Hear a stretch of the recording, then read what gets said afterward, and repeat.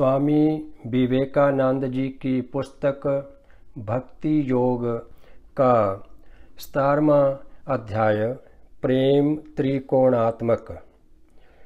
अध्याय नंबर 16 में हमने पराविद्या और पराभक्ति के विषय के ऊपर चर्चा की और इस अध्याय में हम प्रेम त्रिकोणात्मक है इस विषय के ऊपर चर्चा करेंगे।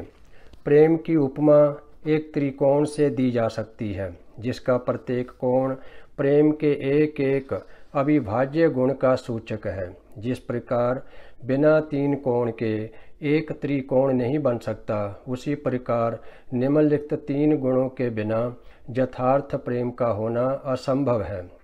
इस प्रेम रूपी त्रिकोण का पहला कोण तो यह है कि प्रेम में किसी प्रकार का क्रय विक्रय नहीं होता। जहाँ कहीं किसी बदले की आशा रहती है, वहाँ यथार्थ प्रेम कभी नहीं हो सकता। वह तो एक प्रकार की दुकानदारी सी हो जाती है। जब तक हमारे हृदय में इस प्रकार की थोड़ी सी भी भावना रहती है कि भगवान की आराधना के बदले में हमें उनसे कुछ मिले, तब तक हमारे हृदय में यथार्थ प्रेम का संचार नहीं हो सकता। जो लोग किसी वस्तु की प्राप्ति के लिए ईश्वर की उपासना करते हैं, उन्हें यदि वह चीज़ ना मिले तो निश्चय ही वे उनकी आराधना करना छोड़ देंगे। भक्त भगवान से इसीलिए प्रेम करता है कि वे प्रेमास्पद हैं। सच्चे भक्त के इस दैवी प्रेम का और कोई हेतु नहीं रहता। एक बार एक राजा किसी वन में गया। वहाँ उसे एक साधु मिले।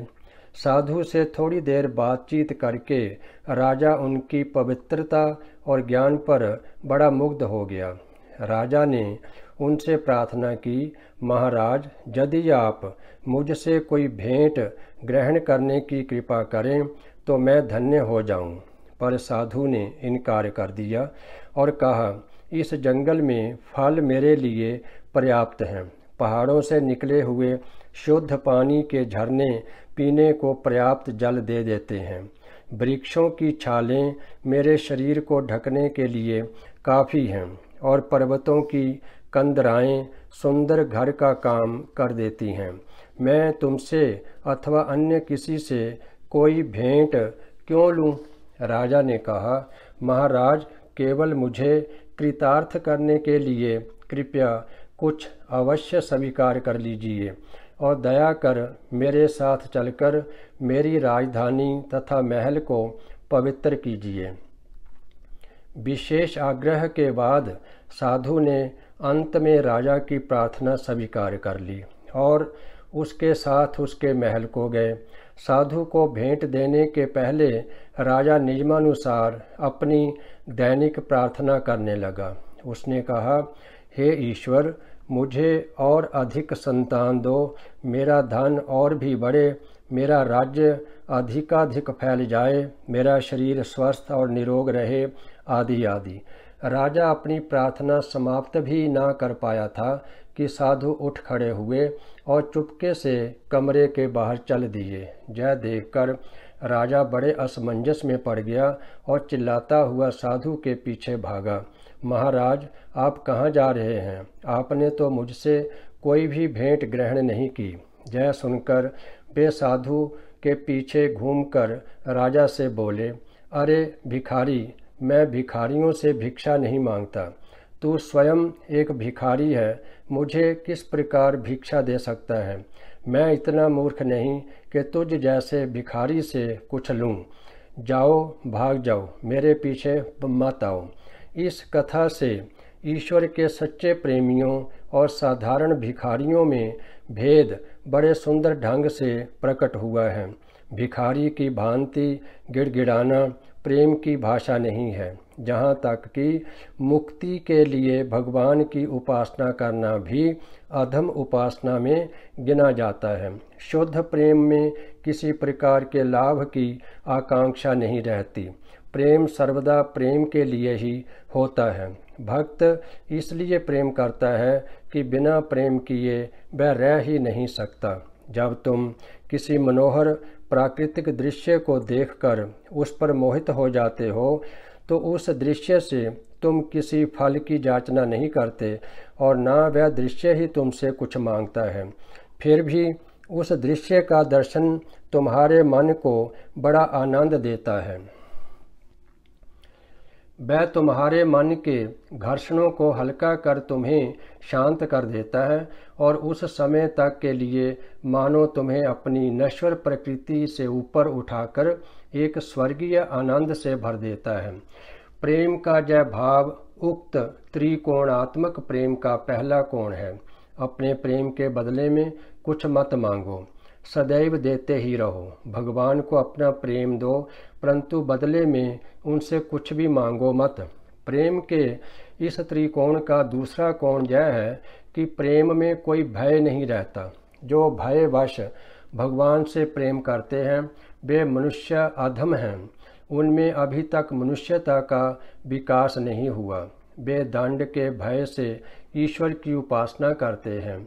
उनकी दृष्टि में ईश्वर एक महान पुरुष हैं जिनके एक हाथ में दंड है और दूसरे में चाबुक। उन्हें इस बात का डर रहता है कि यदि वे उनकी आज्ञा का पालन नहीं करेंगे तो उन्हें कोड़े लगाए जाएंगे। पर दंड के भय से ईश्वर की उपासना करना सबसे निम्न कोटि की उपासना है। एक तो वह उपासना कहलाने योग्य है ही नहीं, फिर भी यदि उसे उपासना कहें तो वह प्रेम की सबसे भद्दी उपासना है। जब तक हृदय में किसी प्रकार का भय है तब तक प्रेम कैसे हो सकता है।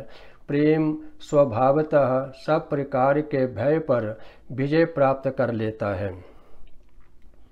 उदाहरणार्थ, यदि एक युवती सड़क पर जा रही हो और उस पर कुत्ता भौंक पड़े तो वह डरकर समीपस्थ घर में घुस जाएगी। परंतु मान लो दूसरे दिन वह स्त्री अपने के साथ जा रही है और उसके बच्चे पर शेर झपट पड़ता है तो बताओ वह क्या करेगी।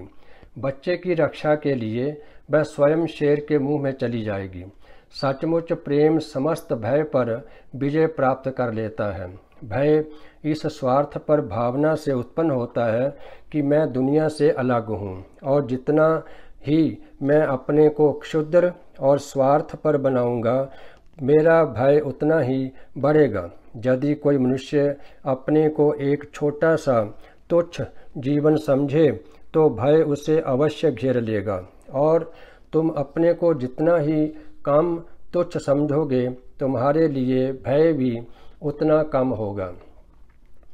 जब तक तुम में थोड़ा सा भी भय है तब तक तुम्हारे मानस सरोवर में प्रेम की तरंगें नहीं उठ सकती। प्रेम और भय दोनों एक साथ कभी नहीं रह सकते।